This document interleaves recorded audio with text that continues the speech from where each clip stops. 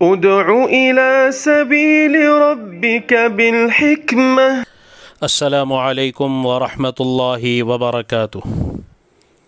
الحمد للہ وحدہ والصلاة والسلام علی من لا نبی بعدہ. اما بعد فاعوذ باللہ من الشیطان الرجیم. بسم اللہ الرحمن الرحیم. سبحان الذي أسرى بعبده ليلا من المسجد الحرام إلى المسجد الأقصى الذي باركنا حوله لنريه من آياتنا إنه هو السميع البصير. صدق الله مولانا العظیم. اللہ. محترم بزرگوں اور دوستوں، مسجد اقصیٰ یہ مسلمانوں کا مذہبی سرمایہ ہے. بیت المقدس 10,000 انبیاء بنی اسرائیل کا قبلہ رہا ہے. پچھلی 2 قسطوں میں تفصیل سے اس ارض مقدس، اس مبارک سرزمین اور اس مبارک سرزمین کی مبارک مسجد کے فضائل آپ کی خدمت میں عرض کر چکا ہوں. ابو داؤد شریف کی روایت ہے کہ جس شخص نے حج یا عمرے کا احرام مسجد اقصیٰ سے باندھ کر عمرہ یا حج ادا کیا، اس کے اگلے اور پچھلے سارے گناہ اللہ تعالی معاف فرما دیں گے. راوی فرماتے ہیں کہ مجھے شک ہو رہا ہے آپ نے یہ فرمایا یا یوں فرمایا کہ اللہ تبارک و تعالی اس کے لیے جنت واجب فرما دیں گے. اللہ اکبر. کتنی بڑی فضیلت ہے جو اللہ کے پیارے نبی علیہ السلام نے ارشاد فرمائی. یاد رکھیں کہ مکہ المکرمہ انسانی نقطے کا آغاز، امتیاز اور قدیم ترین خانہ خدا ہے، تو دوسری طرف بیت المقدس دوسری قدیم ترین اللہ کے گھر کا مقام رکھتی ہے. فلسطین سارا کا سارا خطہ ممتاز اور عظمتوں اور برکتوں کا حامل ہے. سارا کا سارا، ساری یہ ارض فلسطین، ارض مقدس، ارض شام، یہ پورا کا پورا خطہ ممتاز اور عظمتوں اور برکتوں کا حامل ہے. یہ بیت المقدس پہاڑوں پر آباد ہے. انہی پہاڑوں میں سے ایک پہاڑی کا نام کوہ سیہون ہے، جس پر مسجد اقصیٰ اور قبۃ الصخرہ واقع ہے. اسی کوہ سیہون کے نام پر ہی یہودیوں کی عالمی تحریک سیہونیت قائم کی گئی ہے. یہ علاقہ بڑی قدیم تاریخ رکھتا ہے. تاریخ کے مطابق 2500 قبل مسیح یعنی 2500 قبل مسیح میں حضرت عیسیٰ علیہ السلام کی ولادت سے تقریباً 2500 سال قبل، یعنی اگر آج سے حساب کریں تو تقریباً 4500 سال قبل عرب قبیلہ سام کی ایک شاخ کنعان یہاں معاش کے سلسلے میں آ کر آباد ہوئی تھی. اسی لیے اس کا قدیم ترین نام بھی کنعان ہے.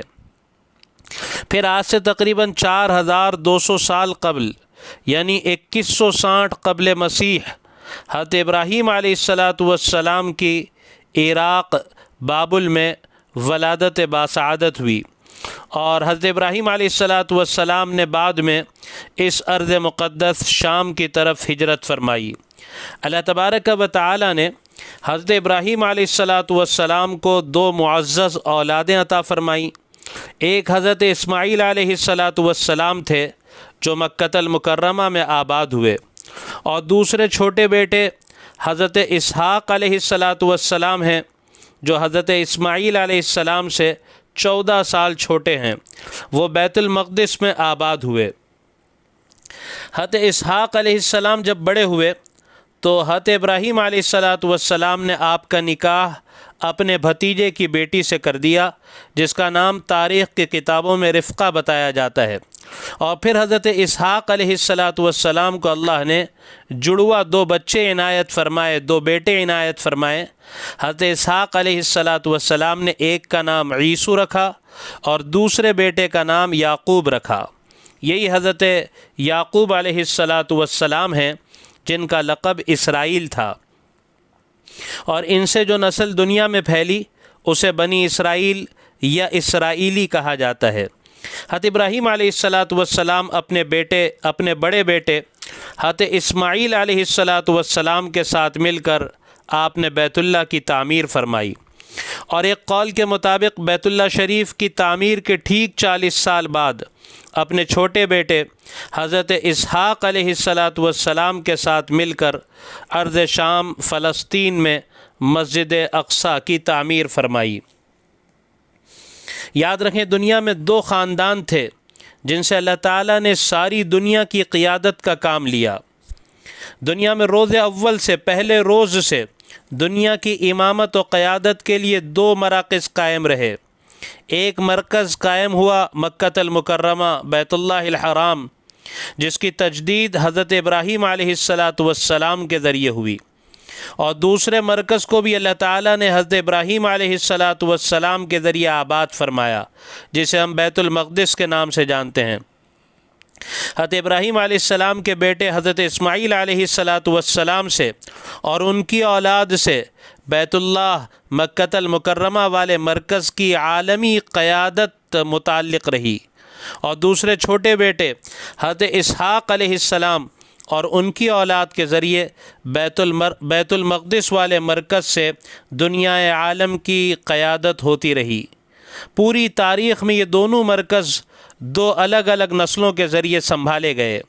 ایک مرکز کی ذمہ داری بنو اسماعیل کی رہی، جبکہ دوسرے مرکز کی ذمہ داری بنو اسرائیل کی رہی۔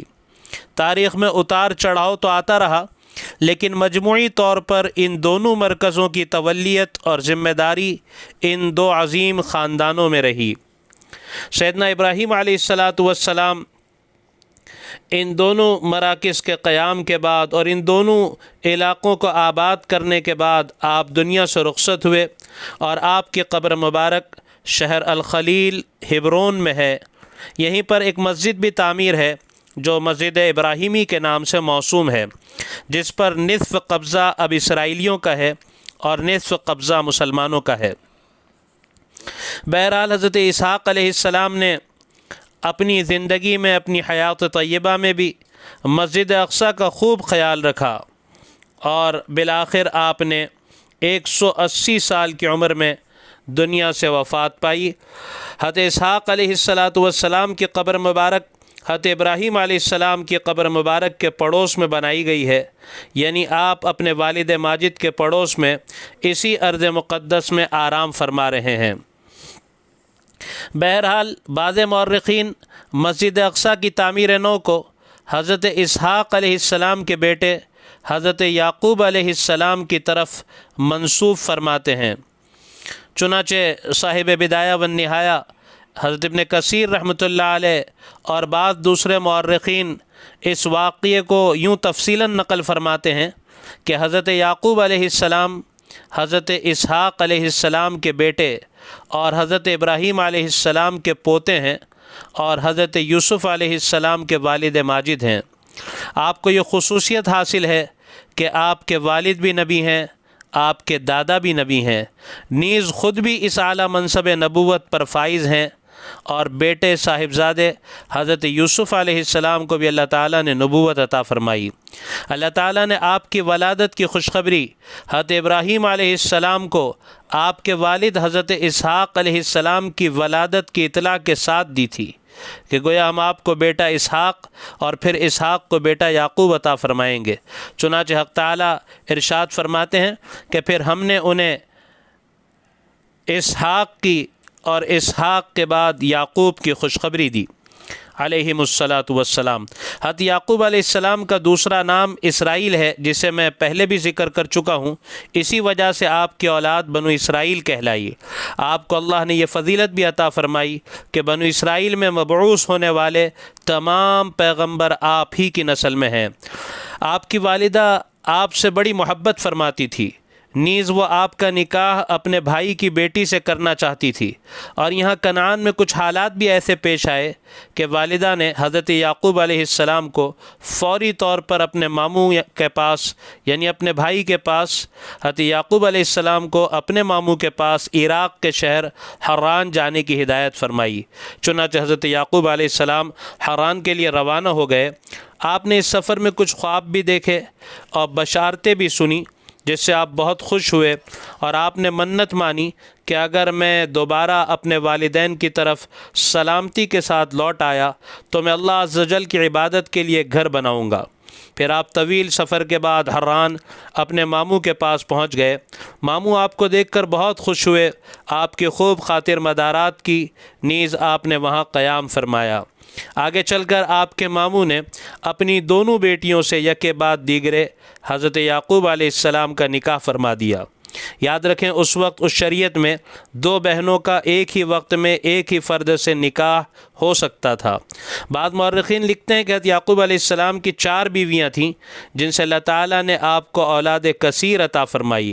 آپ کے 12 بیٹے اور 1 بیٹی ہوئی۔ بیٹوں کے نکاح ہوئے اور پھر ان 12 بیٹوں کی اولاد پھیلتے پھیلتے بنی اسرائیل کے 12 قبیلوں کی شکل اختیار کر گئے۔ حضرت یعقوب علیہ السلام کی چھوٹی اہلیہ محترمہ جن کا نام تاریخ کی کتابوں میں راحیل آتا ہے، ان سے حضرت یعقوب علیہ السلام کو اللہ تعالیٰ نے 2 بیٹے مرحمت فرمائے۔ ایک یوسف ہیں حضرت یوسف علیہ السلام اور دوسرے بنیامین ہیں۔ بہرحال حضرت یعقوب علیہ السلام نے 20 سال اپنے ماموں کے وہاں حران میں قیام فرمایا۔ پھر انہیں حق تعالیٰ کی طرف سے واپس کنعان جانے کا حکم ہوا، چنانچہ آپ نے اپنے اہل و عیال کے ساتھ حران واپس ہونے کی تیاریاں شروع فرمائی۔ آپ کے ماموں نے بھیڑ بکریوں کے بڑے ریوڑ اور زاد راہ ساتھ دے کر بڑے غم کے ساتھ آپ کو رخصت فرمایا۔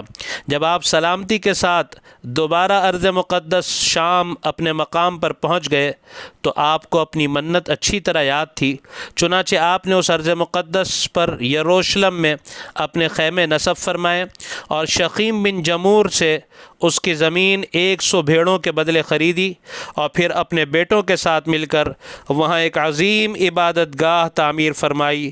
یہی وہ عبادت گاہ ہے جسے دنیا بیت المقدس مسجد اقصیٰ کے نام سے جانتی ہے۔ بیت المقدس میں قیام کے دوران آپ کی اہلیہ محترمہ حضرت راحیل کے یہاں دوسرے بیٹے بنیامین کی ولادت ہوئی، لیکن دوران ولادت ہی حضرت راحیل کا اسی موقع پر انتقال ہو گیا۔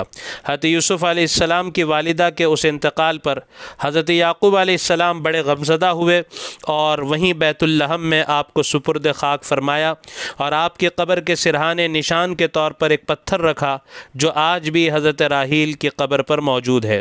اس واقعے کے بعد آپ ارض مقدس ارض شام ہی کے دوسرے علاقے ہبرون چلے گئے، جہاں آپ کے دادا حضرت ابراہیم علیہ السلام اور آپ کے والد حضرت اسحاق علیہ السلام سکونت پذیر تھے۔ آپ کو اپنی چھوٹی زوجہ محترمہ سے ہونے والے دونوں بیٹوں حضرت یوسف علیہ السلام اور بنیامین سے بہت محبت تھی۔ آپ ان دونوں کو ہمیشہ ساتھ رکھا کرتے تھے۔ سوتیلے بھائیوں کو یہ بات بہت بری لگتی تھی اور اس کے نتیجے میں پیش آنے والا واقعہ حضرت یوسف علیہ السلام بڑا معروف واقعہ ہے۔ ہم جانتے ہیں کہ جس واقعے کی وجہ سے حضرت یوسف علیہ السلام حضرت یعقوب علیہ السلام سے جدا ہو گئے اور حضرت یعقوب علیہ السلام 40 سال تک اپنے بیٹے یوسف علیہ السلام کو یاد فرما کر روتے رہے، یہاں تک کہ روتے روتے آپ کی بینائی بھی متاثر ہو گئی۔ 40 سال کے بعد اللہ تعالیٰ نے آپ کو بیٹے سے اس حال میں ملایا کہ بیٹے سیدنا یوسف علیہ السلام والی مصر بن چکے تھے۔ دونوں باپ بیٹے طویل جدائی کے بعد ملے تو لپٹ کر دیر تک روتے رہے۔ اب آپ اس ارض مقدس شام سے اپنے بیٹے حضرت یوسف علیہ السلام کے پاس مصر پہنچ چکے تھے۔ آپ نے مصر میں یہاں اپنے بیٹے کے پاس 24 سال کا طویل عرصہ گزارا۔ 24 سال تک آپ یہاں مصر میں مقیم رہے۔ تفسیر قرطبی میں مذکور ہے کہ حضرت یعقوب علیہ السلام نے مصر میں 24 سال گزارنے کے بعد وفات پائی۔ وفات سے پہلے اپنے بیٹے حضرت یوسف علیہ السلام کو وصیت فرمائی کہ مجھے ارض مقدس میں اپنے والد حضرت اسحاق اور دادا حضرت ابراہیم علیہ السلام کے پڑوس میں دفن کیا جائے۔ چنانچہ آپ کے جسد اطہر کو تابوت میں رکھ کر بیت المقدس منتقل کیا گیا۔ وفات کے وقت آپ کی عمر مبارک 147 سال تھی۔ ایک روایت میں حضرت عبداللہ ابن مسعود رضی اللہ عنہ فرماتے ہیں کہ حضرت یعقوب علیہ السلام مع اپنی اولاد کے جب مصر میں داخل ہوئے تھے تو ان کی تعداد 93 نفوس پر مشتمل تھی، اور ان 93 سے پھیلنے والے افراد حضرت موسیٰ علیہ السلام کے ساتھ جب مصر سے ارض شام کے لیے نکلے تو ان کی تعداد 6,70,000 ہو چکی تھی، جس کی تفصیل انشاءاللہ میں ارض فلسطین شام اور حضرت موسیٰ علیہ السلام کے عنوان کے تحت جب ہم حضرت موسیٰ علیہ السلام کے واقعے پر پہنچیں گے تو انشاءاللہ اس وقت میں اس کی تفصیل کو عرض کروں گا۔ قرآن مجید کی 16 آیات میں آپ کا ذکر آپ کے نام کے ساتھ موجود ہے۔ بہرحال اب یہاں اتنا اچھی طرح ذہن میں رکھیں کہ اب بنی اسرائیل ارض مقدس سے نکل کر مصر پہنچ چکے ہیں۔ اب ارض شام کا کیا ہوا، ارض مقدس کی تو اب تولیت کس کی ہاتھ آئی، یہ اور اس قسم کی بہت ہی اہم تاریخی معلومات انشاءاللہ آئندہ کی قسط میں اللہ نے چاہا تو عرض کروں گا۔ اللہ تبارک و تعالی اس ارض مقدس کی بھی نیز بلد امین کی بھی تمام باطل قوتوں سے ہمیشہ حفاظت فرمائے اور قبلہ اول کی بازیابی کا فیصلہ فرمائے، آمین۔ وآخر دعوانا ان الحمد للہ رب العالمین۔